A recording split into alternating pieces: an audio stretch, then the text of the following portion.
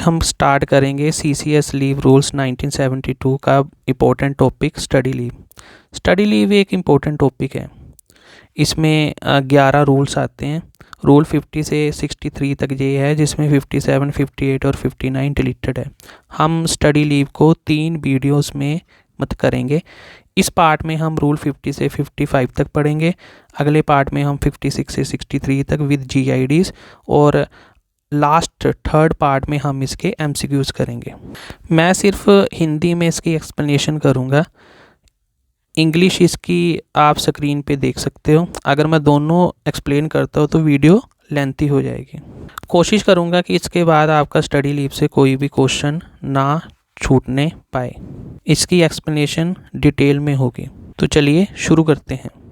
Rule 50 conditions for grant of study leave के बारे में बताता है। 50 का सब क्लोज 1 कहता है कि इस चैप्टर में जो अन्य कंडीशन दी गई हैं स्टडी लीव के रिगार्डिंग, उनका पालन करते हुए। और स्टडी लीव के रिगार्डिंग कंडीशन कौन सी है कि स्टडी लीव के लिए कम से कम 5 साल की कंप्लीट सर्विस चाहिए, इंक्लूडिंग क्लियर प्रोबेशन पीरियड, और इसके लिए बॉन्ड भी एक्सिक्यूट करना होगा, जो हम आगे पढ़ेंगे। तो उन कंडीशन का पालन करते हुए जो स्टडी लीव जो है वो गवर्नमेंट सर्वेंट को दी जा सकती है with the regard of exigency of the public service. यानी कि गवर्नमेंट सर्वेंट को स्टडी लीव तभी ग्रांट करनी है जब पब्लिक सर्विस की एक्सीजेंसी ना हो। यानी कि गवर्नमेंट सर्वेंट को स्टडी लीव ग्रांट करते समय ये ध्यान रखना होगा कॉम्पिटेंट अथॉरिटी को कि ऑफिस का काम सफ़र नहीं होना चाहिए। स्टडी लीव इनसाइड इंडिया भी दी जा सकती है और आउटसाइड इंडिया भी दी जा सकती है, लेकिन आगे हम आउटसाइड इंडिया के बारे में पढ़ेंगे कि स्टडी लीव आउटसाइड इंडिया या फॉरेन में तभी दी जाती है अगर सिमिलर जो टाइप की स्टडी फैसिलिटी है या स्टडी है वो भारत में उपलब्ध नहीं है। स्टडी लीव जो है वो स्पेशल कोर्स ऑफ स्टडी के लिए दी जाती है। ये या तो हायर स्टडी हो सकती है या कोई ऐसी स्पेशलाइज्ड ट्रेनिंग हो सकती है किसी प्रोफेशनल या टेक्निकल सब्जेक्ट में जिनका डायरेक्ट या फिर क्लोज कनेक्शन होगा गवर्नमेंट सर्वेंट की स्फीयर ऑफ ड्यूटी से। ये कंडीशन मस्ट है कि जो भी गवर्नमेंट सर्वेंट स्टडी करने जा रहा है उसके लिए स्टडी लीव तभी दी जाएगी अगर उस स्टडी का गवर्नमेंट सर्वेंट की जो प्रेजेंट एम्प्लॉयमेंट है उसके साथ डायरेक्ट या फिर क्लोज कनेक्शन होगा। यानी सब्जेक्ट का जो वो स्टडी कर रहा है और एम्प्लॉयज़ की जो प्रेजेंट ड्यूटी है उनके बीच में क्लियर नेक्सस या लिंक होना चाहिए। इससे क्या होगा, गवर्नमेंट सर्वेंट की एफिशिएंसी इंक्रीज़ होगी और पब्लिक इंटरेस्ट जो है वो सर्व होगा। 50 का सब क्लोज 2 कि स्टडी लीव ये नहीं है कि सिर्फ ऊपर जो दिया गया है उसके लिए ही दी जा सकती है, कई अन्य कारण भी हैं। ज़रूरी नहीं कि रेगुलर कोर्सेज़ के लिए ही ये दी जा सकती हैं, फॉर नॉन रेगुलर कोर्सेज़ के लिए भी ये दी जा सकती है, जैसे ट्रेनिंग या स्टडी टूर के लिए। लेकिन इनके लिए कुछ कंडीशंस हैं। क्या क्या कंडीशन है कि ये जो ट्रेनिंग या स्टडी टूर है ये सर्टिफाई होनी चाहिए कि इसके गवर्नमेंट को डेफिनेट एडवांटेज हो रहा है। दूसरा, ये जो स्टडी टूर है या ट्रेनिंग है इससे पब्लिक इंटरेस्ट सर्व होना चाहिए। और तीसरा, ये गवर्नमेंट सर्वेंट के स्फीयर ऑफ ड्यूटी से रिलेट करना चाहिए। अगर कोई स्टडी पब्लिक एडमिनिस्ट्रेशन से रिलेट करती है, यानी कि अगर किसी गवर्नमेंट की स्टडी का जो सब्जेक्ट है वो पब्लिक एडमिनिस्ट्रेशन है तो उसके लिए भी स्टडी लीव दी जा सकती है। क्यों? क्योंकि ये जो पब्लिक एडमिनिस्ट्रेशन जो सब्जेक्ट है ना, इसमें ये स्टडी को मिलता है कि गवर्नमेंट की जो डिफरेंट ऑर्गेनाइजेशन है वो कैसे काम करती हैं, कैसे उसमें पॉलिसीज़ बनती है, कैसे पूरा जो गवर्नेंस सिस्टम है वो ऑपरेट होता है। तो इसके बारे में अगर गवर्नमेंट सर्वेंट पढ़ेगा तो उसको गवर्नमेंट की वर्किंग के बारे में नॉलेज आएगी। तो यही कारण है कि पब्लिक एडमिनिस्ट्रेशन की स्टडी के लिए भी गवर्नमेंट सर्वेंट को स्टडी लीव दी जा सकती है। लेकिन इसके लिए कुछ कंडीशन है कि ये जो स्टडी है या स्टडी टूर है वो कॉम्पिटेंट अथॉरिटी के द्वारा अप्रूव होना चाहिए, और जब गवर्नमेंट सर्वेंट इससे रिटर्न होगा तो वो इसके बारे में फुल रिपोर्ट देगा कि उसने ड्यूरिंग स्टडी लीव क्या क्या वर्क डन किया। आगे है वेरी वेरी इंपॉर्टेंट पॉइंट 50 के 2 का सब क्लोज 3 कि कई बार ऐसा होता है कि गवर्नमेंट सर्वेंट जो स्टडी कर रहा है वो उससे उसकी जो प्रेजेंट ड्यूटी है उससे मतलब क्लोजली कनेक्ट या डायरेक्टली लिंक नहीं होता, लेकिन फिर भी उसे स्टडी लीव मतलब मिल जाती है। ऐसा क्यों होता है? इसमें ये कहा गया है कि स्टडी लीव उन सब्जेक्ट के लिए भी गवर्नमेंट सर्वेंट को दी जा सकती है अगर वो सब्जेक्ट चाहे गवर्नमेंट सर्वेंट की जो प्रेजेंट एम्प्लॉयमेंट है उससे डायरेक्टली या क्लोजली कनेक्ट नहीं है, लेकिन उससे क्या हो रहा है कि उसका माइंड जो है वो वाइडनिंग हो रहा है, जिसके उसकी नॉलेज जो है वो ब्रॉड हो रही है, बढ़ रही है, जिससे उसकी जो एडमिनिस्ट्रेटिव जो एबिलिटी है, काम करने की जो क्षमता है वो इम्प्रूव हो रही है और उसे इस स्टडी से क्या हो रहा है, हेल्प मिल रही है मतलब कोलैबोरेशन करने में विद अनदर डिपार्टमेंट्स के साथ। तो अगर ऐसा कुछ हो रहा है, इनडायरेक्टली गवर्नमेंट सर्वेंट की एफिशिएंसी बढ़ रही है जिससे पब्लिक इंटरेस्ट सर्व हो रहा है, तो उस केस में भी स्टडी लीव जो है वो गवर्नमेंट सर्वेंट को दी जा सकती है। लेकिन ये मतलब इनडायरेक्ट मतलब क्लोज है, इसका गलत फ़ायदा भी उठाया जा सकता है गवर्नमेंट सर्वेंट के द्वारा। तो यही कारण है कि इसके आगे नोट में लिखा गया है कि इसके तहत जो 50 का जो 2 का सब क्लोज 3 है, इसके तहत जो एप्लीकेशन है उसे कंसीडर तभी किया जाएगा जब डिपार्टमेंट ऑफ एक्सपेंडिचर और जो मिनिस्ट्री ऑफ फाइनेंस है मेरिट के बेस पे उसे कंसीडर मतलब करेगा और अप्रूव करेगा। यानी इस क्लोज के लिए department of expenditure ministry of finance की कंसल्टेशन लेना जरूरी है। आगे है 50 का सब क्लोज 3, जिसमें ये कहा गया है कि स्टडी लीव तब तक ग्रांट नहीं की जाएगी जब तक कॉम्पिटेंट अथॉरिटी ये सर्टिफाई नहीं कर देती कि इस कोर्स से डेफिनेट एडवांटेज होगा गवर्नमेंट सर्वेंट को और ये कोर्स पब्लिक इंटरेस्ट में होगा। सेकंड पॉइंट, स्टडी लीव कभी भी प्योरली एकेडमिक या लिटरेरी सब्जेक्ट के लिए नहीं दी जाती। ये हमेशा ऐसे सब्जेक्ट के लिए दी जाती है जो फंक्शनल हो, एडमिनिस्ट्रेटिव मतलब पर्पस से हो, क्योंकि जो लिटरेरी और एकेडमिक सब्जेक्ट होते हैं ना वो गवर्नमेंट सर्वेंट की इंडिविजुअल नॉलेज को इन्हांस करेंगे, लेकिन जो फंक्शनल और एडमिनिस्ट्रेटिव जो पर्पस से जो सब्जेक्ट हैं वो गवर्नमेंट सर्वेंट की एफिशिएंसी को बढ़ाएंगे, जिससे वो काम जल्दी से कर पाएगा और जिससे पब्लिक इंटरेस्ट सर्व होगा। तो पब्लिक इंटरेस्ट को प्रायोरिटी देनी है देन इंडिविजुअल इंटरेस्ट से। यही कारण है कि स्टडी लीव प्योरली एकेडमिक या लिटरेरी नेचर के सब्जेक्ट जैसे कि एमए, बीए या कोई भी लिटरेचर का सब्जेक्ट है उसके लिए नहीं दी जाती। लेकिन इसमें कुछ एक्सेप्शंस हैं, जैसे आईईएस है, इंडियन इकोनॉमिक सर्विस है, या आईडब्ल्यूएस है, इंडियन स्टैटिस्टिकल जो सर्विस है, इसमें स्टडी लीव दी जा सकती है for pursuing PhD on the research thesis. लेकिन इसके लिए भी आगे कंडीशन है कि ये जो रिसर्च सब्जेक्ट है या इंस्टीट्यूशन है वो अप्रूव होने चाहिए चीफ इकोनॉमिक एडवाइज़र के द्वारा इन केस ऑफ आईईएस और डायरेक्टर सीएसओ के द्वारा इन केस ऑफ आईडब्ल्यूएस। इसके अलावा इंस्टीट्यूशन को सर्टिफिकेट देना होगा कि ये जो स्टडी है गवर्नमेंट ऑफिसर की एफिशिएंसी को इंक्रीज़ करेगी। और तीसरी बात ये है कि अगर ये स्टडी फॉरेन यूनिवर्सिटी में की जा रही है तो तब एप्लीकेंट को ये सर्टिफिकेट ऑब्टेन करना होगा कि इस प्रकार की जो रिसर्च फैसिलिटी है वो इंडिया में उपलब्ध नहीं है, क्योंकि हमने पीछे भी ये पढ़ा है कि फ़ॉरेन में स्टडी लीव अलो तभी की जाएगी अगर वो सिमिलर टाइप की स्टडी या स्टडी फैसिलिटी वो इंडिया में उपलब्ध नहीं है। मेडिकल ऑफिसर को भी स्टडी लीव दी जा सकती है for pursuing post graduate in medical studies, लेकिन इसके लिए ये कंडीशन है कि जो डायरेक्टर जनरल है हेल्थ सर्विसेज के, उन्हें ये सर्टिफाई करना होगा कि इससे मेडिकल की जो ड्यूटीज़ हैं, मेडिकल ऑफिसर की जो ड्यूटीज़ हैं उनकी एफिशिएंसी बढ़ेगी।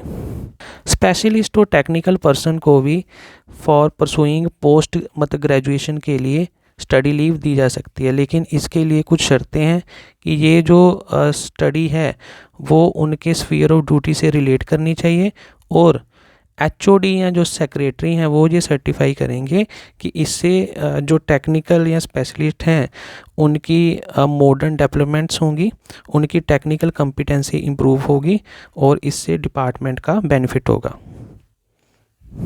ये जो आ गया तीसरा पॉइंट कि स्टडी लीव तब तक नहीं दी जाएगी जब तक डिपार्टमेंट ऑफ इकोनॉमिक अफेयर जो है, जो मिनिस्ट्री ऑफ फाइनेंस, वो एग्री नहीं हो जाता फॉरेन एक्सचेंज मतलब देने के लिए for grant of study leave. अगर ये स्टडी आउटसाइड इंडिया की जा रही है। लेकिन इसके लिए भी शर्त ये है कि ऑफिसर को मिनिमम एजुकेशन जो क्वालिफिकेशन जो क्राइटेरिया है एज़ पर गवर्नमेंट मतलब गाइडलाइन फॉर फॉरेन एक्सचेंज उसका पालन करना होगा।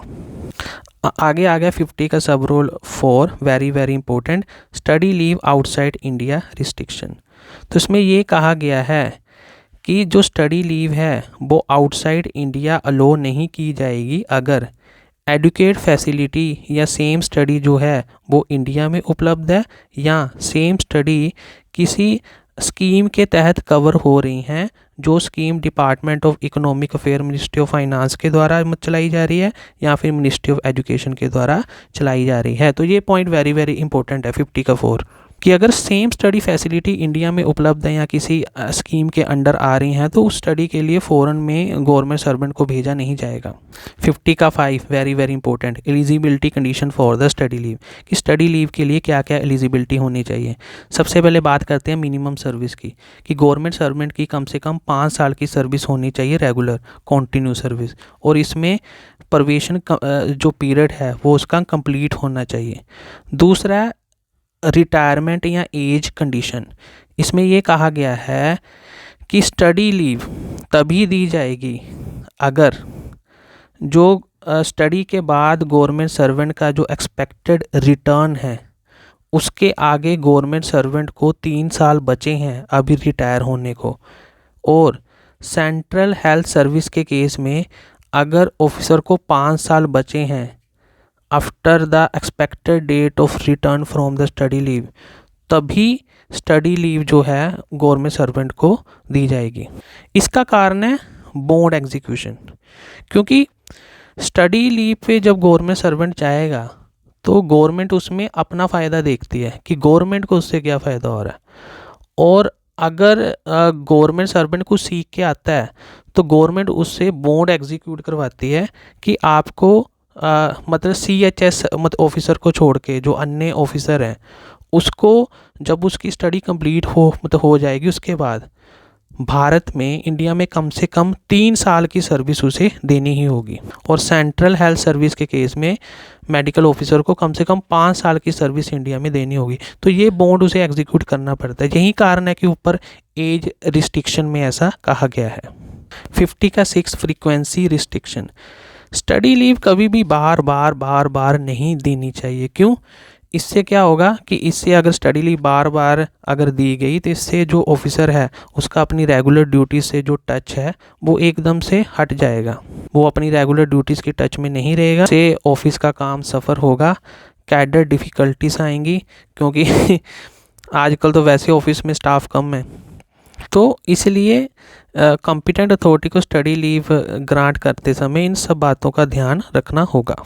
Rule 51 maximum amount of study leave, तो 51 का जो फर्स्ट क्लोज है उसमें ये कहा गया है कि जो रेगुलर गवर्नमेंट सर्वेंट है other than central health service officer में उसमें एट ए टाइम 12 मंथ की कॉन्टीन्यू स्टडी लीव दी जा सकती है, और ड्यूरिंग इंटायर सर्विस 24 मंथ की स्टडी लीव दी जा सकती है। जो फैक्चुअल डाटा है वेरी वेरी इंपॉर्टेंट।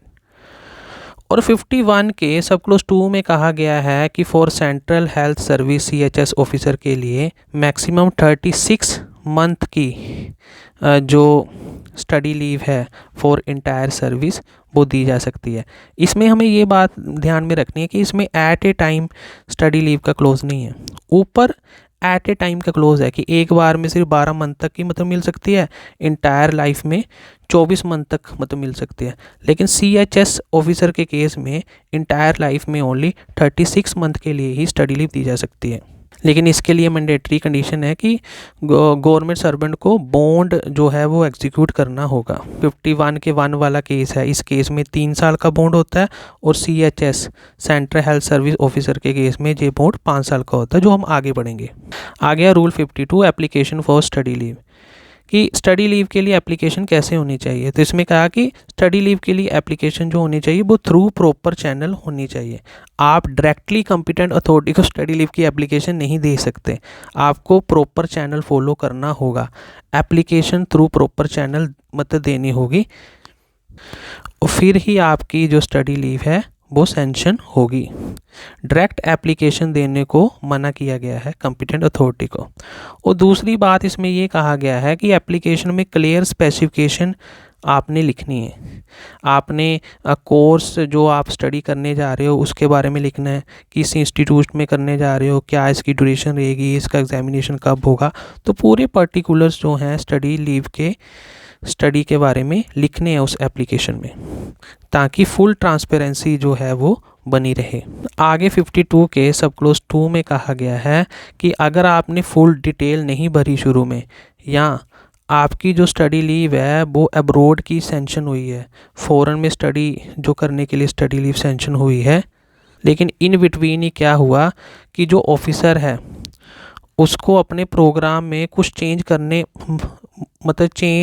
करने पड़ गया, तो उसका जो स्टडी प्लान है या कोर्स है उसमें कुछ चेंजेस आ गई, तब उसको रिवाइज जो डिटेल है वो या तो हेड ऑफ मिशन को जो अब्रोड में है या फिर कॉम्पिटेंट अथॉरिटी को सबमिट करनी होगी। आगे नोट में कहा गया है कि गवर्नमेंट सर्वेंट तब तक कोर्स स्टार्ट नहीं कर सकता, तब तक स्टडी लीव का एक्सपेंसेस इनकर नहीं कर सकता, जब तक जो उसने रिवाइज डिटेल के बारे में एप्लीकेशन दी है उसके लिए फॉर्मल अप्रूवल कॉम्पिटेंट अथॉरिटी से रिसीव नहीं हो जाती। लेकिन अगर गवर्नमेंट सर्वेंट विदाउट अप्रूवल के ये जो करता है तो ये फिर सब वो अपने रिस्क पे करेगा, यानी कि वो अपना खर्चा फिर आप ही उठाएगा। Rule 53 sanction of study leave.